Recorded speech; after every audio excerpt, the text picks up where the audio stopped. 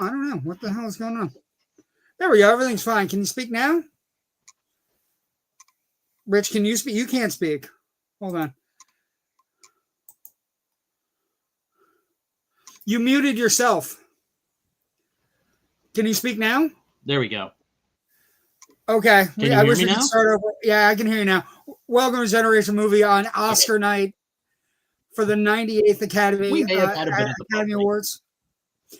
Yeah, you know what? I thought I'm wearing shorts, but I thought I'd dress up a little bit and not wear a hat tonight and try to like show people I don't have to wear a hat, but what your head looks like.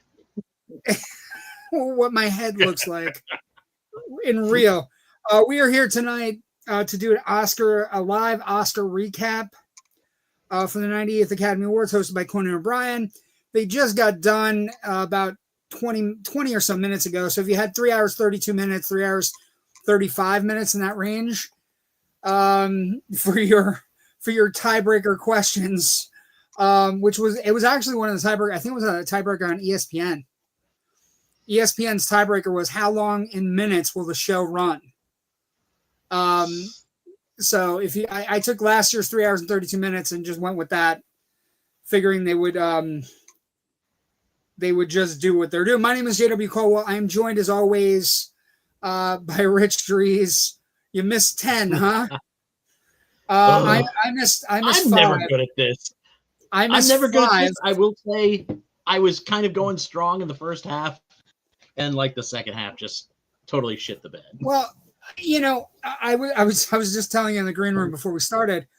4 out of my 5s are a direct result of me loving this movie, which had a rough night. That's going to be one of the stories coming out, is that Sinners had a rough night.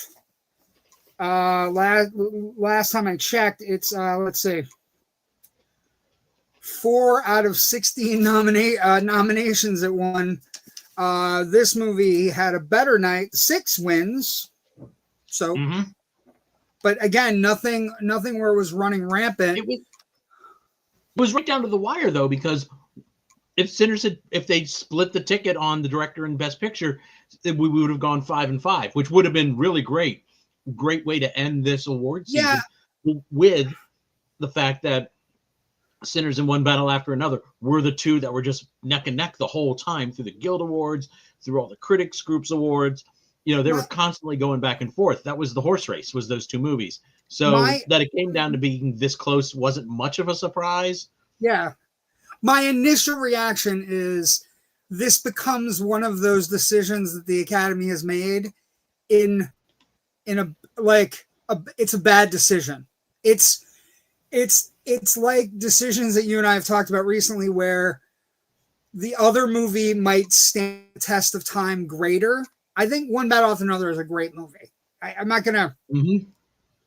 It is a worthy Best Picture winner, but I have a feeling in my bones that it's like... Do you remember like the years we talk about all the time, like 94? Yeah, Forrest Gump won, but The Shawshank Redemption and Pulp Fiction are beloved.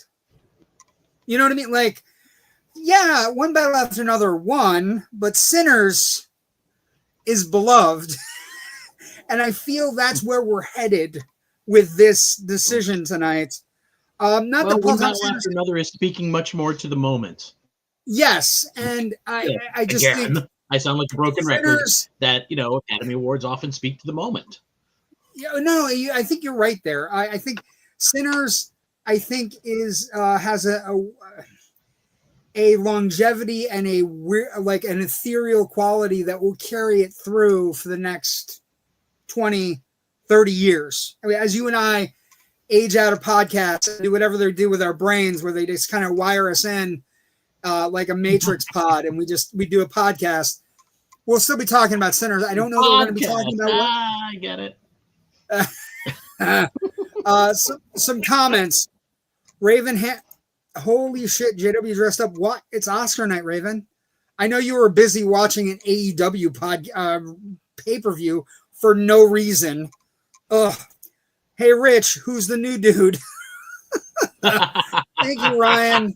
I guess I clean up so well that people don't even recognize me. Dual screen watching guys in the age over. Oh my God, stop.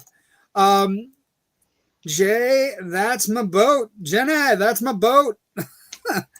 Hi. How we doing? How we doing, Mina? Welcome from Egypt. We appreciate you. Welcome.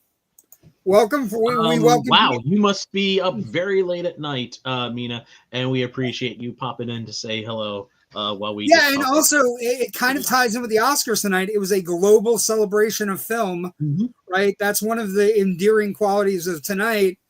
Although, let's start off show review, Rich. It was a weird show. I can't put my finger on it, but like quick hooks, weird decisions about the in memoriam segment that I thought were great, but in retrospect, they look like you could have an argument with people if Robert Redford is more important to movies than Robert Duvall. You could have an argument if Diane Keaton is more important than Cardinale, right? Or Rob Reiner is, more important than somebody else. I didn't understand that. So that was weird. It was a difficult thing. I was like, I kind of like the fact that they are, highlighting a couple of people, and especially I think because of the circumstances around Rob Reiner's passing, they kind of needed to do something a little bit different rather than just plaster his face into a montage. But and that opened the door to, well, we have to do Diane Keaton, and we have to do Robert Redford. Yeah, like I said, that was a weird vibe. Also, I'll give you another weird vibe that it kind of ties into whatever I don't know what they were trying to do, but I had a real problem with the best song nominees.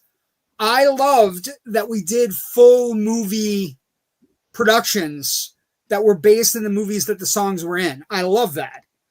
But you can't do it for just 2 songs. You can't go, this is K-pop Demon Hunters and it's going to win best song and it's great. And this is Sinners, which is a song that everybody loves and is great. And from the greatest sequence in that movie. Right? And try to recopy it on the Oscar stage. And then go Train's Dreams Doesn't Matter. Diane Warren. Come on. Diane Warren doesn't matter. Diane, you don't need it. Yeah. That's what it kind of felt like. Right. It made no sense. And then you tie that with the 3 in memoriam segments that are, Streisand and the tribute to Keaton and Billy Crystal attributing Reiner. And you get this weird thing of, we're going to change some things up, but we don't know why we're changing them up. And we don't have any kind of set plan. The in memoriam segment has been a mess for a long time. What was the criteria for breaking in on certain people during the in memoriam? I mean, I understand that all 3 of them are very important people. And yes, when other cast members from Rob Reiner films all came out, going Billy Crystal, that was the start of me just blah through the whole thing, just the tears rolling down my face, as they do every year anyways. Natasha was she was here, and she just basically handed me a box of tissues and said, the in memoriam segment has been both a mess and the best. The in memoriam segment has been both the best and worst segment at the Oscars every year for about the last 10 years, right? It's a segment where everybody recognizes the people we've lost, and there's also the segment where we don't recognize some of the people we've lost, and people get very upset about it. But tonight, 3 people got highlighted. Go ahead. I was going to say, did you notice at the end, though, they say for more in memoriam or whatever, that's a QR code for the songs. There was that URL at the end. Yeah, but that's a QR code for the songs. Obviously, there's a much bigger version of that montage. Just put that montage up. I dare say it's probably closer in value to what Turner Classic Movies does at the end of every year. They do a wonderful job. And again, why don't they hire the person who does it for TCM to come over and do it for the Oscars as well? I don't understand, but that's the thing. It's been both the best segment and a segment that causes consternation every year. Tonight it felt amplified because they picked 3 people that were special, but in any other year would have just been moments where people either clapped harder or, you know what I mean? Like, but tonight, I'm just looking. I'm sorry. I'm looking in the comments. I don't want this to go another moment. Raven, Barbara Streisand did not die. She came out and spoke a little bit about Robert Redford in the middle of the in memoriam segment. Oh yeah, I'm sorry. Yeah, sorry, let's sorry if that wasn't clear for anybody who I'm sorry. Did not watch the show and is just tuning Well, in. Billy Crystal came out for Rob Reiner, and then they had the almost the entire cast of all of his big movies, and then I can't think of her name, came out for Diane Keaton, and then Barbara Streisand came out for Robert Redford, and it was just they picked three people that are of the utmost importance, but also not random picks, certainly, but it just felt weird. It was a weird decision. So the in memoriam segment's been a problem for a while. The song thing tonight was ridiculous. Don't get me wrong, the Sinners production was amazing, and the K-pop Demon Hunters thing it blew the doors off. It was great. But you can't have two movies get production value best song nominees and the other three get to hear the rest of the best songs a QR code like it's fucking Saturday Night Live. It pissed me off. It was like, if we're going to do and the other thing that really pissed me off tonight, Rich, and I know you noticed it was a really short hook tonight. They were trying to play people off in the middle of speeches. It went on all night. It got annoying. And honestly, the worst look for that was when all the songwriters from Golden were on the stage getting their Oscar, and she just wouldn't leave. She was a second person went to say something. That's when they started to play them off, and I was like, you know what? A lot of people are probably tuning in for this moment because they're K-pop Demon Hunter fans, and if that's really what they were tuning in for, to watch, to see their song and their movie win that, and then a little bit earlier the best animated feature, that is going to leave a bad taste in their mouth about the Academy Awards. And you kind of got to future-proof your show a little bit in going, we know we have so many people coming in for the first time every year to watch the show. We got to give them an excuse to hang out with us next year, and shitting on their favorite songwriter, the writers of their favorite song from the past year, the reason they tuned in, is not the way to do it. Yeah, it was wonky. It didn't work. So I thought the opening was great. The weapons opening was fantastic. Conan dressed as great stuff, running through all the best picture nominees. Great stuff.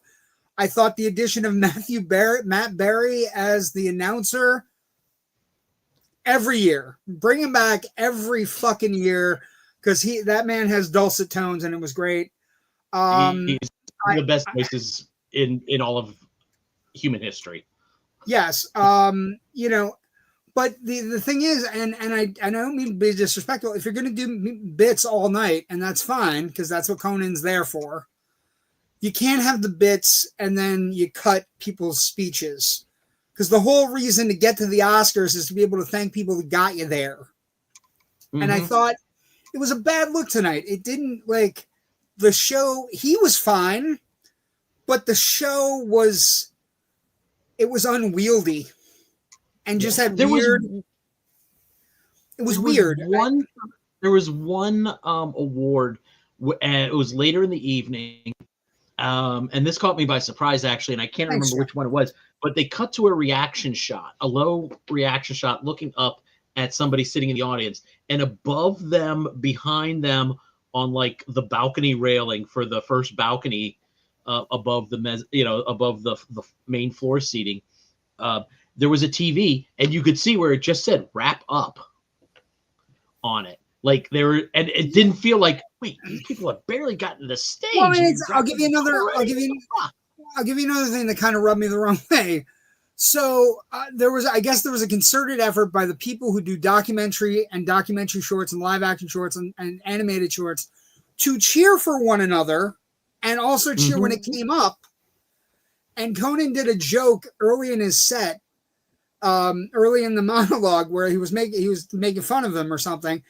And basically they started cheering, and he didn't know what to do because they were louder than anybody else in the crowd. And where it played again, they were given Jimmy Kimmel was given short documentary, and they were doing the same thing, like just a good, like a boisterous kind of raucous, kind of like celebrating their other people. And Kimmel just go, and I love Jimmy Kimmel, but Kimmel goes, "Hey, you guys better be careful. They won't give you any seats next year." And it's like, was that Kimmel, or was that I thought that was Conan who said that? No, that was Kimmel. Conan said, "What's going on?" And then Kimmel, when they got a little raucous during documentary short and documentary film, said, "Be careful. They're not going to give you as many seats next year."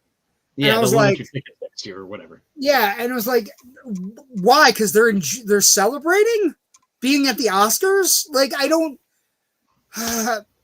Every once in a while, the show kerfluffles me, Rich. And tonight was one of those nights. I'm happy for Amy Madigan. Let's start with the awards. Amy Madigan, well deserved. Years in the Vineyard. I love that a horror film wins an Oscar, so I'm all in on it. And she gave a really good speech. Again, the best part of it was thanking her husband Ed Harris. It was really sweet. Yep. They were very sweet together. Super cool. They made an interesting decision to have the same nominee, like supporting actresses, give supporting actress.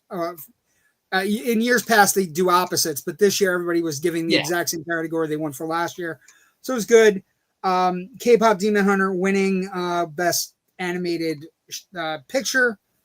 Fantastic. I love the idea of cultures and borders, and they made mention of the sheer amount of all the different kind of different cultures and borders that were part of that movie.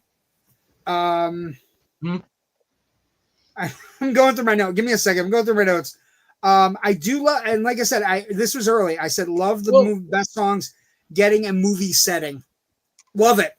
Yes.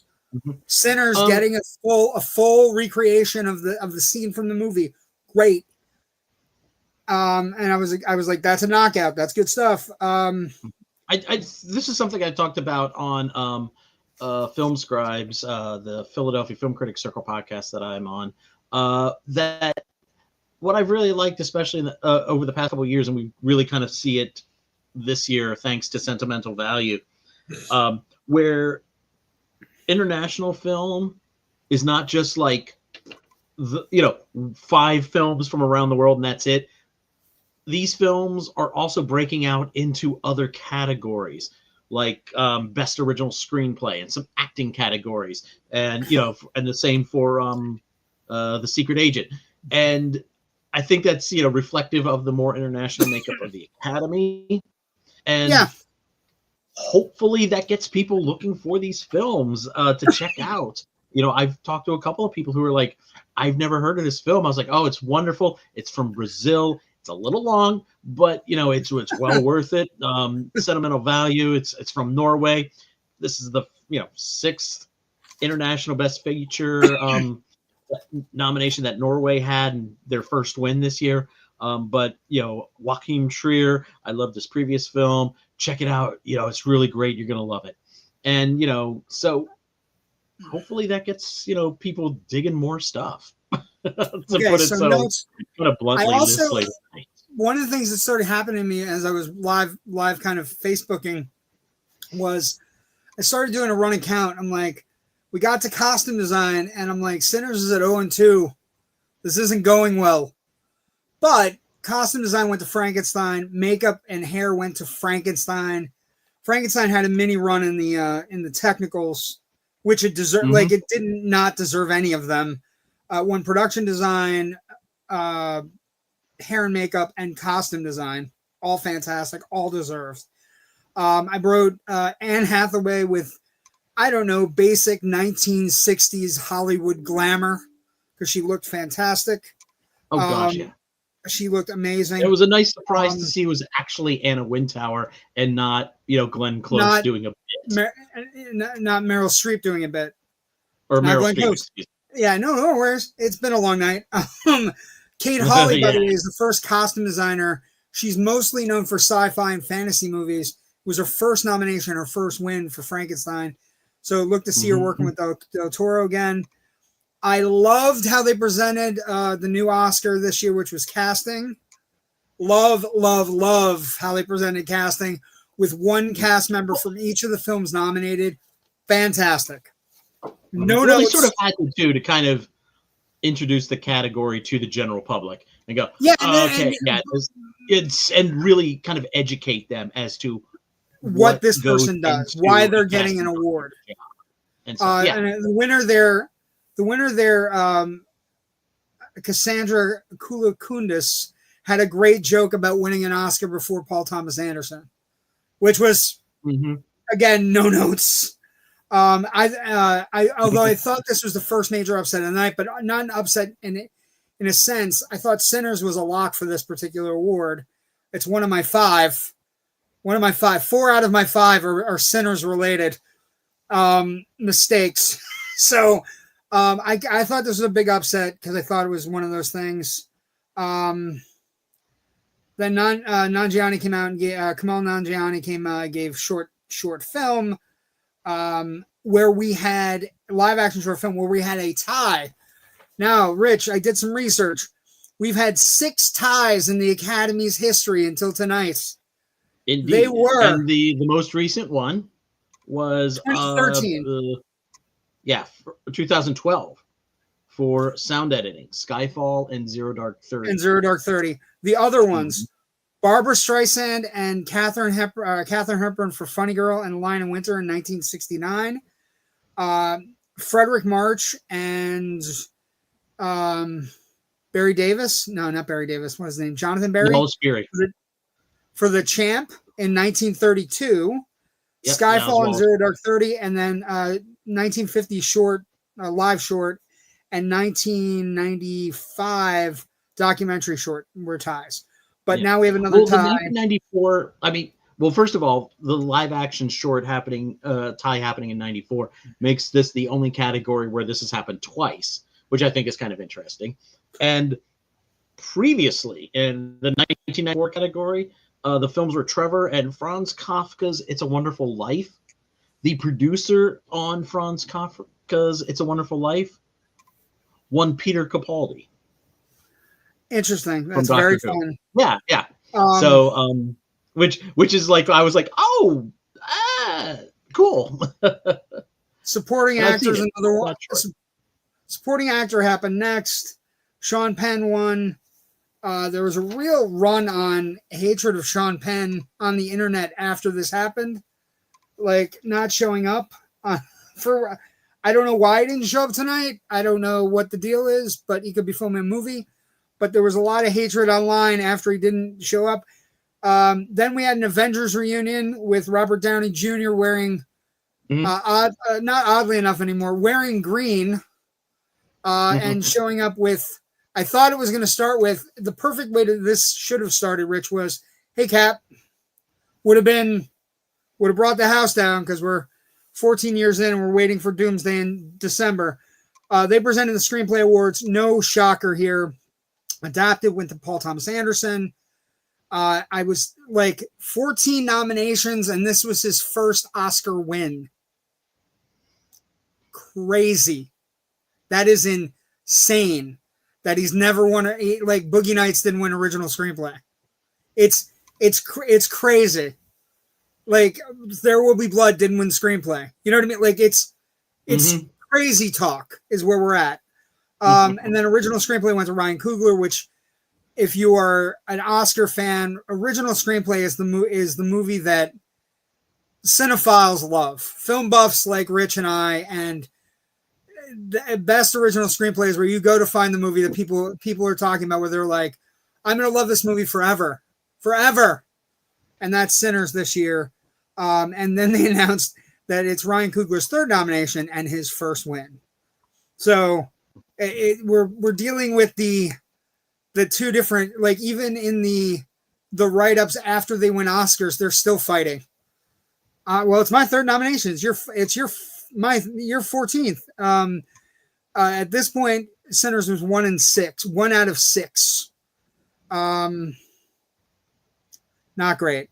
Then again, we had the weird in memoriam segment where they highlighted specific people, and it felt weird is the word I'm going with tonight. And I just don't know. I don't know how to fix it.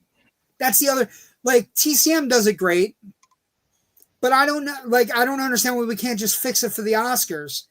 And so it's just weird. Then we had Pedro. Then we like a lot of these teams tonight were. Can we hold on the in memoriam thing for a second? I'm just kind of thinking out loud here. I'm wondering if they're trying to be very positive, and hey, this is all the great stuff that happened this year. If the vibe shift from that to, oh yeah, and some of our friends and loved ones and colleagues passed away this year. Let's take a moment. And now back to the fun. You break the in memoriam section, you sandwich it between two commercial breaks to kind of avoid some of that whiplash. But I have to wonder if they can't quite figure it out because they're trying not to because they're trying to avoid a lot of the whiplash, and that makes it not worse. as powerful. It makes it weird. Whereas the Turner Classic one, that's just a thing they and you could we have that every year. Tonight, they exist in two different things, two different right? Because we're celebrating, that's why the Academy one doesn't work. Yeah, well, okay, so we have that whiplash every year, but tonight was weirder because not only did we have the whiplash, but we also had some people are better than other people. And don't get me wrong, we have it every year. Like, we have people clapped harder for the bigger, huger stars, but never have we gone out of our way to have Billy Crystal giving a 3-minute monologue, have Barbara Streisand singing The Way We Were. You know what I mean? Or the story about Diane Keaton, about the story she told on set that made the actress, who was it that was doing it tonight? I can't remember. I didn't write it down. And I love her. She was just in Send Help. What's the name, Rich? It's been a long day. It has been a long day. Hold on. So where we always have the weird split. Rachel McAdams. Okay. Where we had we always have had the weird split. Today we had a weird split. Plus, some of these things are not like the other. They're so big we have to have 3 people talk about them in special ways, which is just going to piss people off more. They've got to fix the segment. I don't know how to do it, and it's the most important segment of the year, and it's also. I dare say, if you were to reach out to Graham Greene in the afterlife, he would not say, "What do you mean Billy Crystal talked about Rob Reiner, but no one talked about me?" This isn't about them. It's more about, like, I just think it's nothing by itself, right? It's nothing by itself that we had Reiner, Keaton, and Redford, all giants, all impressive, important, very important filmmakers, right? It's not that by itself, but once you couple that, and then you have, I'll give you an example, right? You have those 3 things, those 3 people different from all the other in memoriam people, right? And then you also have K-pop Demon Hunters and Sinners getting big production numbers, and the other song movies don't get production numbers. They get a QR code. The in memoriam people get a URL. It doesn't work unless it's all or nothing. You can't have it both ways. And I just think it's one of those things. The in memoriam segment is a mess every year. To highlight it and make people better than other people even further is bad. It's just, and I'm not disagreeing with you there. I think, but you're talking about a lot of the different things and cutting down on certain things and such. That's just a dictate of, like, we need this to come in under 3.5 hours or so, and it never does. Well, then, but also ABC in its last couple of years before we go to YouTube ABC went out of their way tonight to make sure their movies were presenting Oscars. So tonight, going back, we had Pedro and Sigourney Weaver. We had Grogu out in the crowd getting felt up by Kate Hudson, which is, we're all lucky for Grogu. We find out Grogu cannot clap. I'm a little bit jealous of Grogu right now. A little bit jealous of Grogu. Also, we find out Grogu can't clap, though, which is, I don't know why Conan's picking on Grogu. This is where Frankenstein wins production design, wildly deserved. It had the best sets of the year by a country mile. Like, that laboratory set is one of the greatest sets ever put on film. And then visual effects won by Avatar. I guess. How many times can we do Blue People? I'm asking for a friend, and that friend is me. Then we had Kimmel with documentary short, All the Empty Rooms, where they got played off, but they were talking about something so important you couldn't play them off. They were talking about childhood shootings in schools, so you can't play them off. So they kept on talking. Then Mr. Nobody against Putin, they let him go. They went long. Like, they got 3 people to speak, and I'm all for it because the guy speaking is like, don't lose your country, which is as close as we're going to get to. We'll get there in a moment. Up until this point, this is the most political point of the night. Then we had a bridesmaids reunion where they gave best score and best sound, and they had a running joke going with getting notes from the audience, which ended with the kid from Hamnet saying, "This is boring, it's going long, and there's no pizza," and just nodding in the crowd. Pretty good. And Benicio del Toro telling them to wrap it up, which was funny. Best score goes to Ludwig Göransson. I don't know. He should keep working with Ryan Coogler. It's the second Oscar he's won under Ryan Coogler. He's won 3 Oscars now. He's a 3-time Academy Award winning score, composer. So he's on fire. He told a great story about his father. Fantastic. His father gave him a guitar, a blues guitar when he was a kid. And it turns out that when he met Ryan Coogler, they talked about this guitar his dad gave him. And now he's scored 2 movies for Coogler and he's won 2 Oscars. Hollywood is a magical place, Rich. We had a Super Bowl ad. We had a Super Bowl ad on ABC that I have to talk about because Disney's going all in. So it was a Super Bowl ad with every Disney character going, including Moana, Star Wars, Iron Man, anything you can think of, Bart Simpson, all going to the Super Bowl. Great ad, no notes. Then we got Bill and Louis Pullman, and up until tonight, Rich, I'm going to admit this. I didn't know Louis Pullman was Bill Pullman's son. And I had never put 2 and 2 together. I had never put 2 and 2 together, Rich. And then Bill Pullman and Louis Pullman show up, and Bill's like, I'm hoping the sequel's better than the original. And it's like, it's great stuff. And Louis is like, the jury's still out. And it's like, I don't think so. I think you're doing okay, kid. Film editing goes to one battle after another, which is often a Best Picture precursor. At this point, Sinners is 2 for 11. Best cinematography, though, goes to Sinners. And she becomes the first female ever to win for Best Cinematography. And she was also the first female cinematographer to shoot a feature film in IMAX 65 millimeter. Yeah, a fantastic speech where she wove in meeting all of these artisans that have been working on Coogler movies and how she met Ryan Coogler and then talked about how great it was to film her cast. It was a great speech. It was really well done.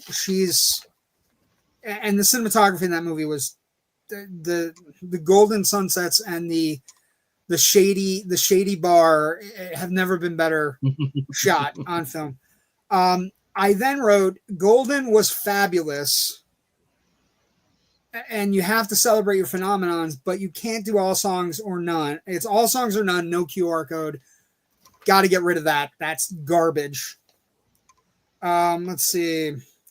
Then we had the big political moment of the night that everybody in every right-wing place is going to point to and say, look, the lefties in Hollywood have no idea what you want. Javier Bardem said, no to war and free Palestine, which aren't really problematic sentiments. They're kind of easy, but they're, again, it's a way for people to complain about Hollywood. So that will be the Hollywood moment that makes all the wacky wonky news shows. Then we have Best International Film. Best International Film, Sentimental Value, and Secret Agent were kind of neck and neck. They were warring. There were also two movies, like you said earlier. The international films are now not only getting nominated for international Oscars, but they are getting nominated for Best Picture. And it is because of the diversification of the Academy, and it's the right way to go. Right? Then Golden won the easiest pick on any Oscar pool tonight. Golden won Best Song. From K-pop Demon Hunters. They were great though. They're also like that was the free square of the bingo card of the night. That was the free, yes. But also I wrote, this was one of the hooks where it was real quick. It was a real, we're kind of trying to land the plane, and it was a real quick hook because they had three people that won Oscars, and one got to say a couple things, and the other two got score out. And it was like it wouldn't have been, it couldn't have been any worse for these people if there was a giant metal hook, like, you know, at the Apollo, just yanking them out. Then Paul Thomas Anderson won Best Director with Zendaya and Robert Pattinson giving it. Another plug, right? So we had Sigourney Weaver, Grogu, and Pedro Pascal plug for the Mandalorian and Grogu. They also did the Mandalorian Grogu ad, which was adorable, him eating popcorn in a theater. No notes. Keep that up. Keep going with that. Run with that. And they're promoting a movie called The Drama that's coming out. They get Best Director Paul Thomas Anderson, who forgets to thank the cast and crew of One Battle After Another, and then also tells a joke, but not an untrue joke, which basically said, I respect all the people I've been nominated with. I'm super happy. I'm super happy to be nominated with this great class. And also, I'm glad I won.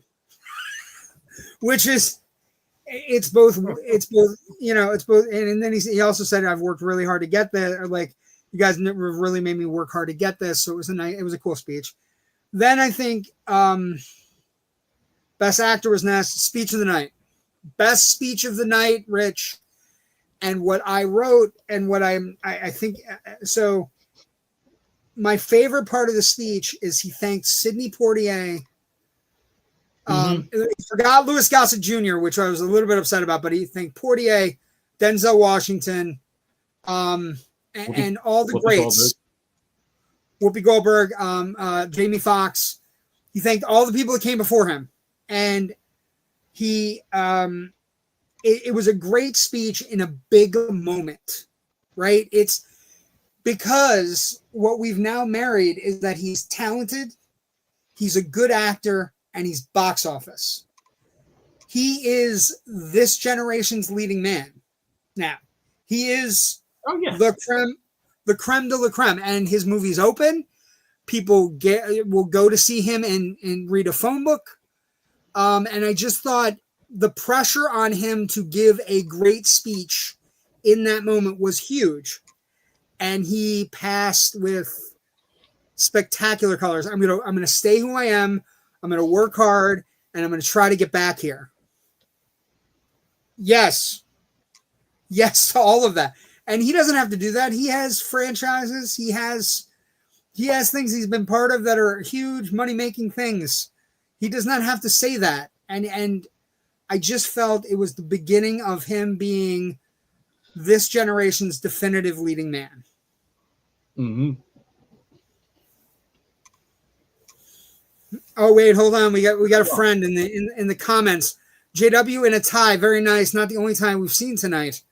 Boo ha ha ha. I wish you were here, Natasha. I hope you're feeling okay. You are missed. We love you. I love you, and I miss you. And I miss you giving me shit. And I hope you enjoyed the Oscars tonight. And I hope you like the commentary, what we got going on. What'd you think of his speech, Rich?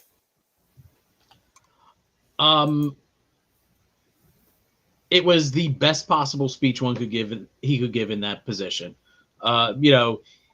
He understands that this is still not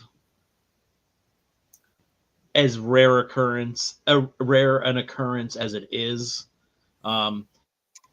So when it does happen, he is there to give, to acknowledge that in a way that is very good for calling out almost everybody, with the exception of Louis Gossett Jr., unfortunately. But it was nice. It was moving. It was very moving. It was humble, and it was a good 3-4 minute speech there. Yeah, and you get the idea that he has a good head on his shoulders. He's a smart kid, and he's busting his ass, working hard. And I think the audiences know that. They've come to accept him in anything he's in, right? Whether it be a boxing movie that's a sequel to a former Oscar winner, whether it's a original film about two brothers fighting vampires, whatever he's in, they accept him in.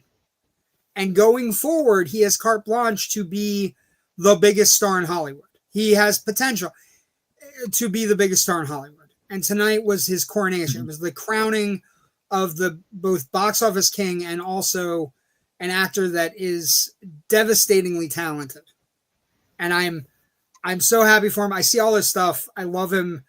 I think, he's one of the, I'll give you an example of something I thought about tonight. He's one of the unsung heroes of the Marvel universe, because rarely in standalone Marvel films do we get villains that are as good as the heroes. But you can't talk to a Marvel fan who doesn't look at Killmonger and go, if he had won the Black Panther role, we wouldn't have fought it.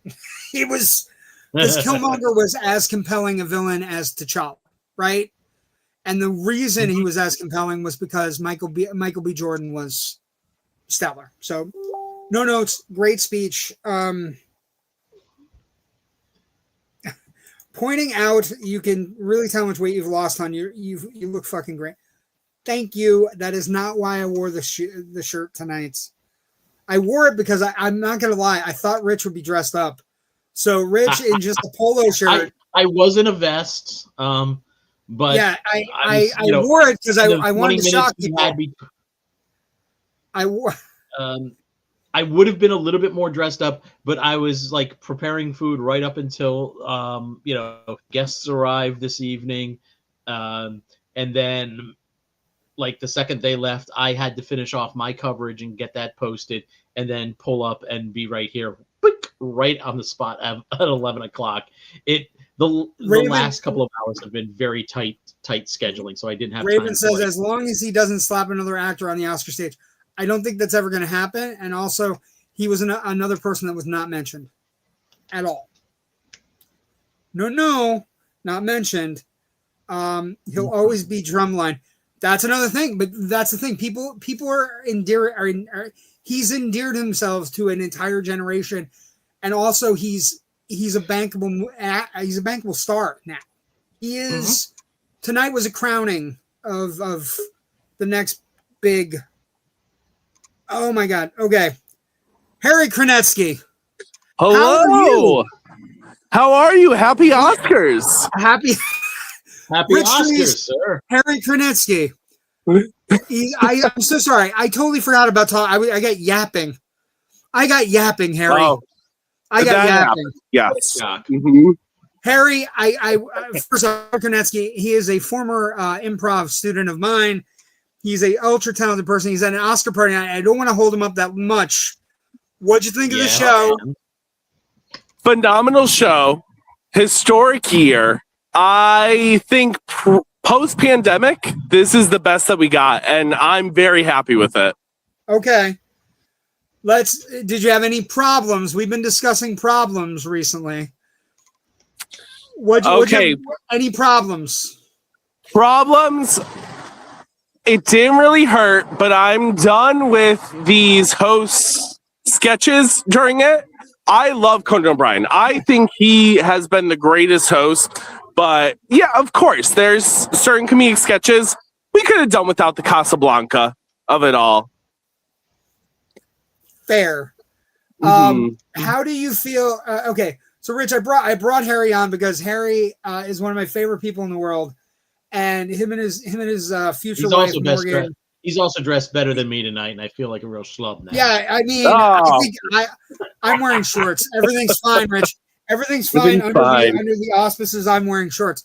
I'm doing the ESPN anchor bit. So I brought him on for a younger perspective. We don't have Natasha, so I wanted somebody younger because we're old, Rich. Okay. So and Harry's one of the smartest movie people I know besides you and I. And Natasha, and Morgan is the same way. His future wife is amazing. I had a problem with two things, Harry, and I'd like your thoughts on them because you're younger, so maybe I'm wrong.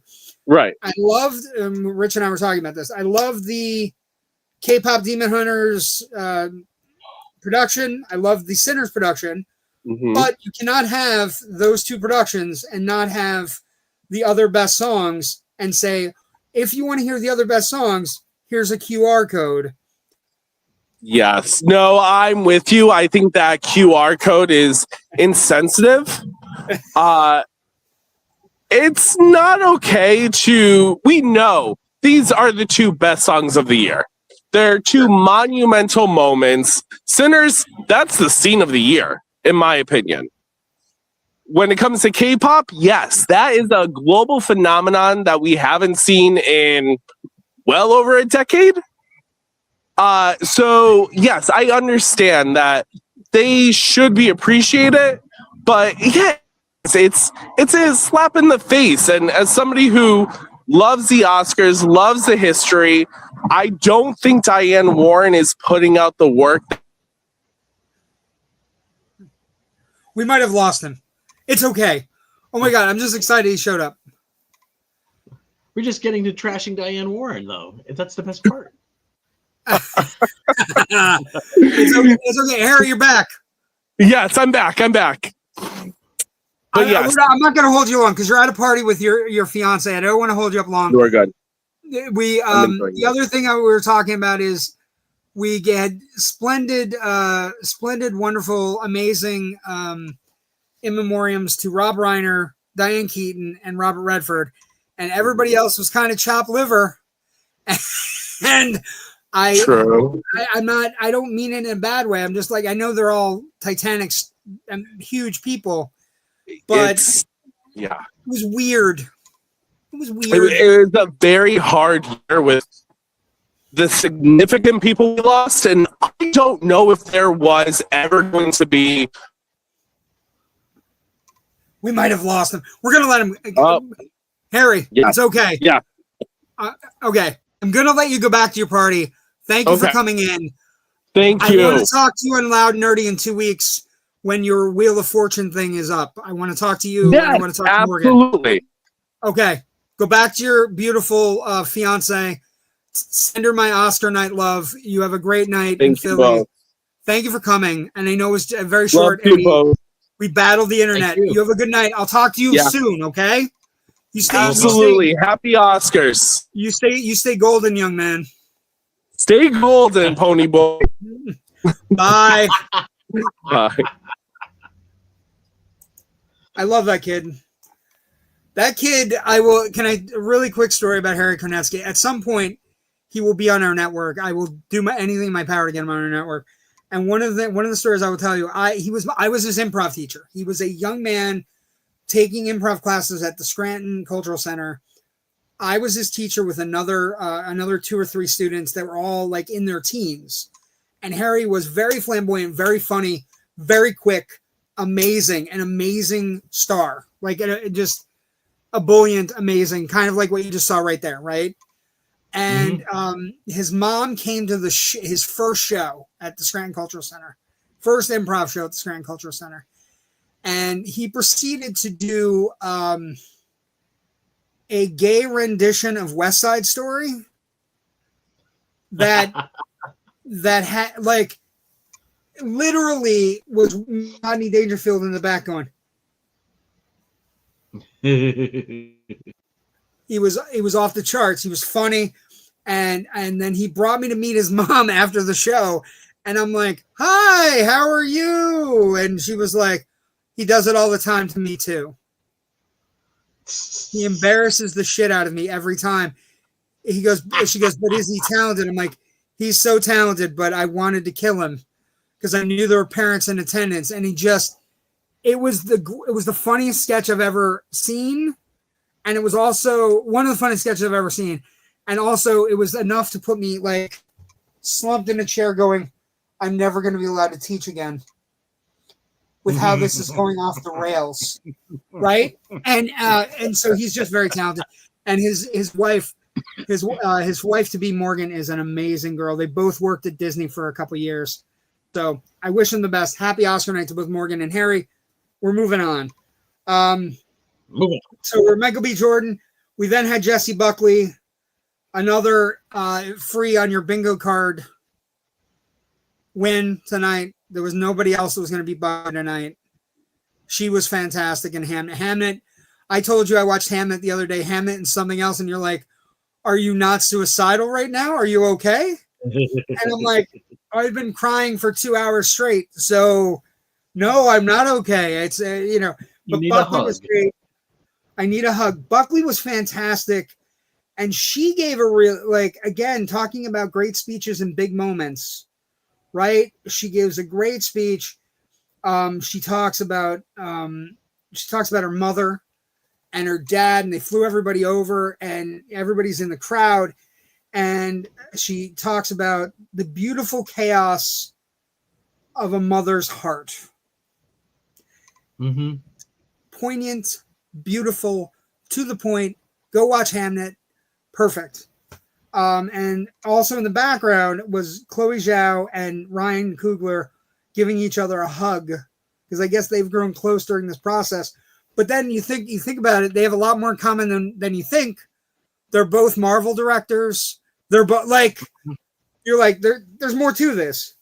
Chloe Zhao also directed some vampire project recently that unfortunately is not going to series, but she directed that. We're going to talk about pilot for the reboot of Buffy that did Jesus not get Christ. Up, unfortunately.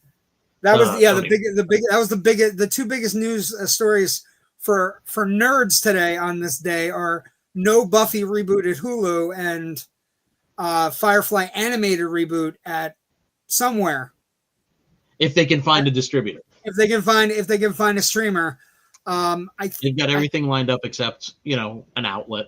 I think they're going to get an outlet. I just feel it in my bones. But that is the one thing everybody's wanted. The only problem is, will people gravitate towards it animated? I do like the idea that everything stays canon, right? Because we're breaking into Firefly territory, but the series it stays canon because it's between the show and Serenity. And as William Gadavakis, our good friend, was quick to point out, I said the entire original cast, except for rest in peace Ron Glass, he was Shepherd Book, who's no longer with us, but everybody else is back.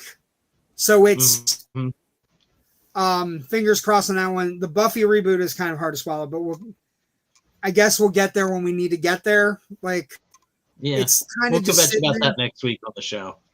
Yeah. The regular. And then Best Picture goes to one battle after another, and my thoughts on Best Picture tonight are In the Moment tonight, great choice. Good movie. 5 years from now, I don't know if it will be the great choice. I don't know if we'll look at this and be like, is it The Shape of Water?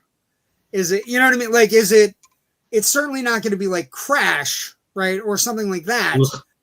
But it could be Titanic over LA Confidential, or it could be Forrest Gump over Pulp Fiction and Shawshank Redemption. It could be that, right? Where the two other movies become historical documents of greatness, where Sinners becomes one of the great horror films. You know what I mean? That everybody talks about, success stories. That's my thought process tonight, that it was in the moment win that was fine, but not necessarily great. The show ends with Conan O'Brien saying, "Love you, Marty Short." Of course, talking to Martin Short, who lost his daughter this past week. And then it ends with an incredible sketch with Conan O'Brien being taken into a room and being told he's going to be the Oscar host forever. He sits down at the desk and the door closes and the gas starts to pour out, a la One Battle After Another. And my question to you, Rich, is, do you think they had other sketches planned, or was it like, did they have other sketches they could just edit in to whatever won Best Picture, or is this just a lucky guess? I don't know what you would do, what from Sinners you would do, unless you did like the bar scene that's the coda of Sinners or something like that. Maybe they did. That was a question here. We were like, did they do a couple of different ones for the most likely winners and we're never going to see the other ones, which would suck? I think we should see all of them. They should release every single one of them. Would be great. Did you recognize before you see anything else?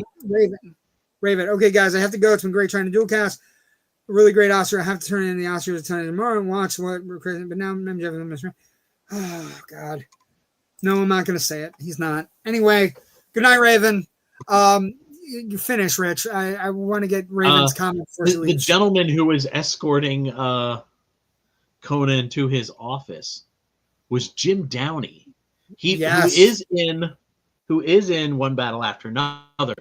But he's also a longtime Saturday Night Live writer, going all the way back to the original cast. He's been on and off over the years. He was Norm Macdonald's really main collaborator when Norm was doing Weekend Update. So he was the one who would co-write all those O.J. Simpson jokes. Isn't he also the one that is asking the questions in Billy Madison? Yes. He's in Billy Madison with that rant. He's one of his probably most recognizable on-screen things from SNL is Change Bank. If you need, if you have $1 and you need 10 dimes or 4 quarters or 100 pennies, we can do that for you. He wrote that, and he's one of the Change Bank. Like I said, it's a great sketch. If they had, I would love to see for example, I was thinking of them as I was watching this one play, and I'm like, did they have one for everyone? Right? Like Sinners bar scene would be the Sinners one. Conan getting hit by a tree would be Train Dreams, right? Okay. You know what I mean? But I think it's a good year. I think it's one of the better years cinema's had. I think they had the show had some weird pressure points, just weird, wonky decisions in production. I think Conan was a fine host again. Mm-hmm. Certainly can be invited back if he wants to do it, and if they want him back, nobody would complain. I think Harry might be onto something where we can do the sketches, but you got to leave it like we need a minimum, and we need to make sure people get a chance to thank people. Yeah, and then we got to make better decisions. Certain points in the show, no more sketches. And like the hour mark. The hour mark. Like, I hate to say it, I did like the Casablanca thing. It was funny. I liked the idea of it. Michael B. Jordan playing Sam was hilarious. I thought he was really game for that, and I got to give him a lot of credit for just being freaking funny. The Casablanca sketch I thought was funny. Like, there were a lot of the sketches, like Conan getting interrupted by a beam light, by Jane Lynch doing a beam light flashlight. There was also one for my nephews, which was Brain Rot 6-7, and playing a side-scrolling video game that's clearly from an iPad, where he was getting, I want to talk to the next generation watching the Oscars. Overall, he was fine. There was some wonky decisions with the best song stuff and the In Memoriam, which we talk about every year. It's becoming, I think you're on the right track. I think somebody needs to call the Academy and go, hey, whoever does it for TCM in December, at the December 29th mark, when they start running that package, just run that package. Like, why are we, you know what I mean? Like, and then you add to it if somebody dies between the Oscars and whatever, you just run that package, and then maybe we can just do it with TCM. I don't know. I don't know what the answer is though. But I thought it was a good show. I thought the speeches were good. Paul Thomas Anderson finally wins an Oscar as the story. The battle of one battle after another against Sinners is really not. It ends up 6-4, and then Frankenstein I think wins 3. It kind of ends up, it could have been 5-5, which would have been okay too. I think Sinners is the best picture, best movie of the year. But little peek behind the curtain for my coverage at Filmbuff, I had 2 different headline pictures, header pictures. One for One Battle and one for Sinners, with a little Oscar statue next to it. That's how we do our coverage every year for the awards coverage. Is it that picture? And that's a good post. No. But it was I had them both in the media library ready to go, and usually once it becomes statistically obvious that so-and-so is going to be the winner of the most awards that night, that's when I plug it in. I didn't know I was going to be what I was going to be plugging in until literally they announced. Yeah, it was just like the rest of the year. It was super tight. A great year for movies. And that's fine though. That creates some drama. That creates the tension through the whole award show. As usual, I started off doing really well with this, and then after the first hour though, it was funny. Natasha and I were neck and neck for almost half the show. Every now and then she'd pull ahead by 1 and then drop back. And then, like, the whole second half of the show, I was just like, I was miss after I want to compete against you people. 14 out of 24. Okay, so really quick predictions. My predictions, I did ESPN and I did somebody on Facebook, because the people who usually run my pool weren't doing it this year because they had a child. Congratulations, Alan and Jessica. And so I understand. I'm okay. I hopefully they'll be back, or maybe I'll start it up and we can get everybody going into it. My 4 out of my 5 are all Sinners related. So my 5 that I got wrong were picture, director, Delroy Lindo, and casting. And then I got The Girl Who Cried Pearls wrong. So I had something else. Okay, I'm there with you in missing Best Picture, but I took a flyer. I took a flyer and it was a $10 bet that I lost. Here's the thing. I'm okay with it. I'm okay with it because I think I'm in the long run of history, I think I'll be right. So, you know what I mean? Like, I think Ryan Coogler will be back. I think Sinners will get more acclaim as we go on. But a good year for movies. Let's hope next year is as good as this one.